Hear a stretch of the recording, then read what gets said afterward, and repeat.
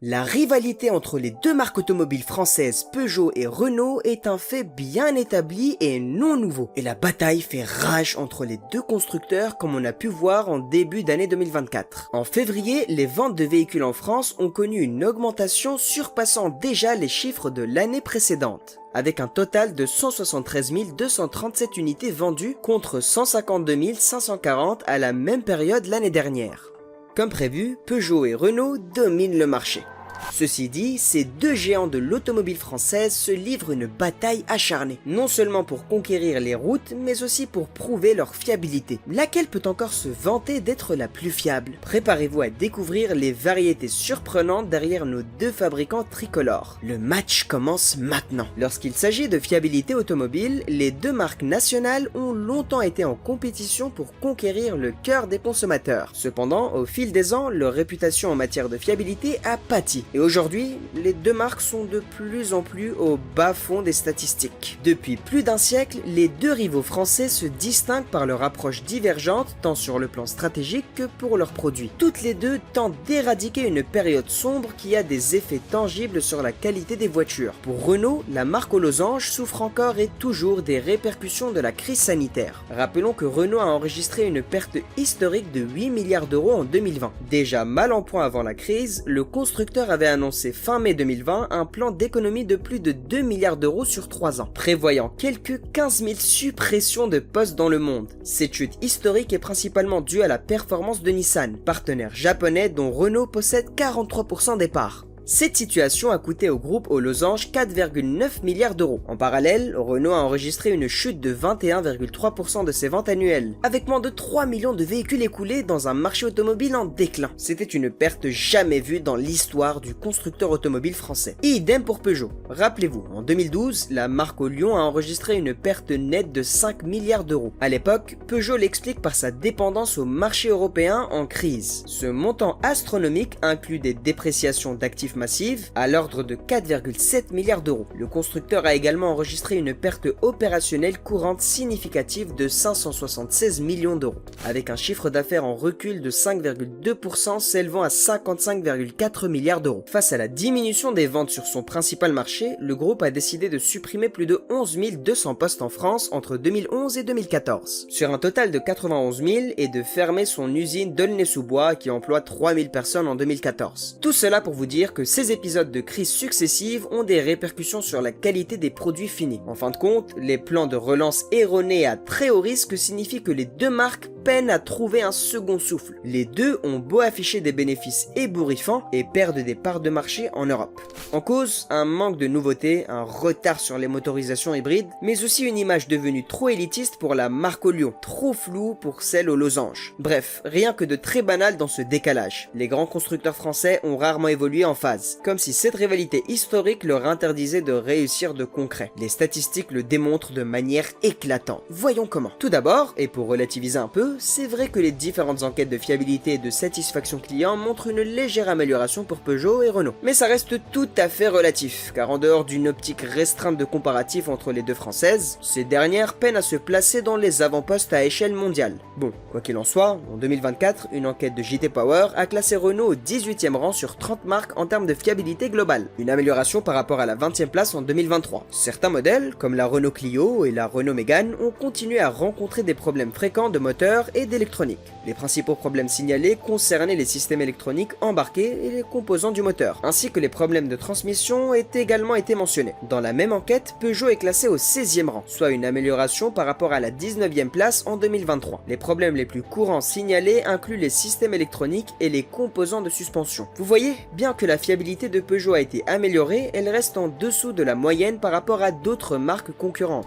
Résultat de l'exercice, la marque Peugeot connaît un début d'année 2024 plutôt réussi face à Renault, suscitant la satisfaction des concessionnaires de la marque de Stellantis. Cette croissance s'explique en grande partie par les initiatives commerciales mises en place depuis la fin de l'année précédente, telles que les partenariats, la digitalisation et la convivialité client. Rien à voir avec la fiabilité des voitures elles-mêmes donc. En tout cas, Peugeot affiche un démarrage remarquable avec un total de 42 632 modèles vendus au cours des 2 premiers mois de l'année, soit une augmentation de de 13%. Sa part de marché atteint ainsi 16,1%, enregistrant une progression de 0,3 points sur le marché français. Cette performance permet à la marque au lion de creuser l'écart avec son concurrent direct, dont la part de marché se situe à 13,3% avec seulement 35 145 unités vendues, avec une avance de plus de 7000 voitures. Peugeot remporte ce premier match. Pour comparer directement la fiabilité de Renault et Peugeot, nous examinons quelques modèles similaires dans différentes catégories de véhicules. L'éternel duel entre le citadine Peugeot 208 et Renault Clio prend un nouveau tournant. La 208 se montre performante, agile, bien présentée et plutôt sobre. Mais la Clio 5 fait preuve d'encore plus de frugalité, tout en proposant un habitacle plus ergonomique,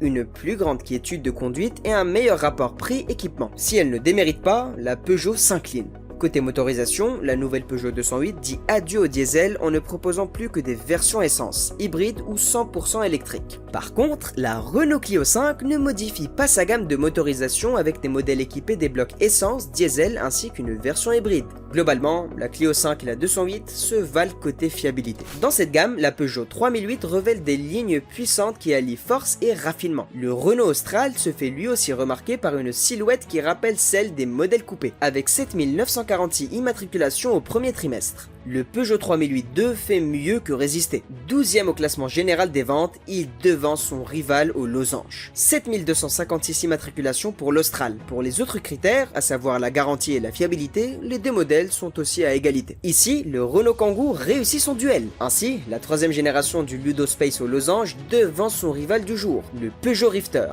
Il l'emporte grâce à ses qualités routières et son équipement complet. Le Renault se distingue aussi en termes d'aspect pratique. Certes, faute de grosses remises au lancement, la note est plus salée que chez Peugeot, mais elle est largement compensée par de nombreux équipements, souvent indisponibles ou optionnels sur le Rifter. Côté fiabilité, à part les TCE et autres PureTech, rien à signaler. La Mégane offre un design élégant et une technologie avancée, tandis que la 308 se distingue par son intérieur raffiné et ses performances dynamiques.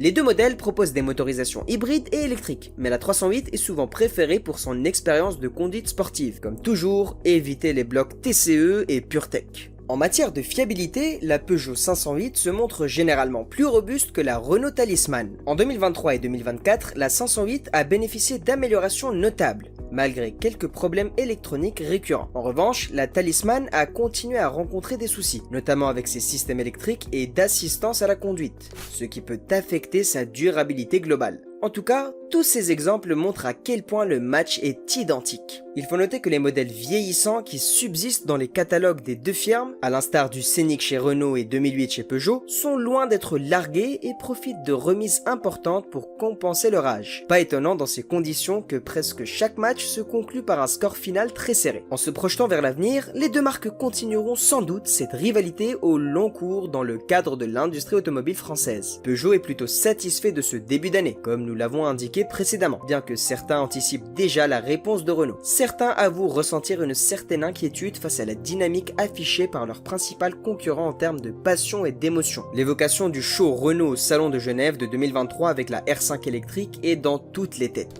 À mots couverts, Peugeot exprime son désir d'une version électrique de la 205 pour rivaliser avec ce modèle emblématique. Ce n'est pas un choix pour les deux constructeurs. Il faut investir dans l'électrique, la haute technologie et l'innovation pour améliorer la fiabilité de leurs véhicules.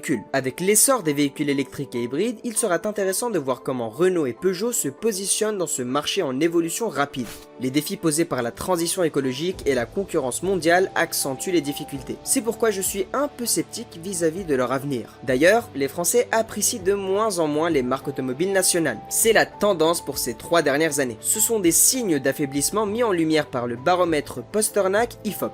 En effet, d'après la dernière étude parue en juin 2024, l'image de la marque Peugeot a été sérieusement écornée. Leur total ne s'élève plus qu'à 39%, loin des sommets et des leaders du classement. La marque française se positionne désormais à la 17e place, alors qu'elle était encore 6e avec un indice d'image de 60% en 2023. Pour la première fois, elle se fait même dépasser par Renault. Et justement, à propos de la marque aux losanges, son image semble s'éroder elle aussi. Renault est placé en 10e rang dans ledit sondage. Dans le détail, seuls 67% des personnes interrogés considèrent que Renault conserve une bonne image. En fin de compte, le choix entre Renault et Peugeot dépendra de vous en tant que consommateur, vos préférences individuelles et vos besoins spécifiques. Après tout, la fiabilité des voitures est une question complexe qui dépend de nombreux facteurs, y compris l'entretien régulier, la conduite et même la chance. Les deux marques sont relativement similaires à ce sujet et choisir entre elles revient souvent à une question de préférence personnelle et de besoins spécifiques. Embringuées dans des problèmes techniques depuis des années, les deux marques nationales Peugeot et Renault ne sont aujourd'hui que l'ombre d'elles-mêmes. Il ne faut pas oublier qu'autrefois, elles ont été leaders du marché français et européen. Des initiatives récentes pour améliorer la qualité sont prometteuses, mais seul le temps dira si ces efforts porteront leurs fruits à long terme. D'ici là, c'est peut-être plus sage de considérer d'autres options jusqu'à ce que Renault et Peugeot puissent démontrer des améliorations durables et substantielles.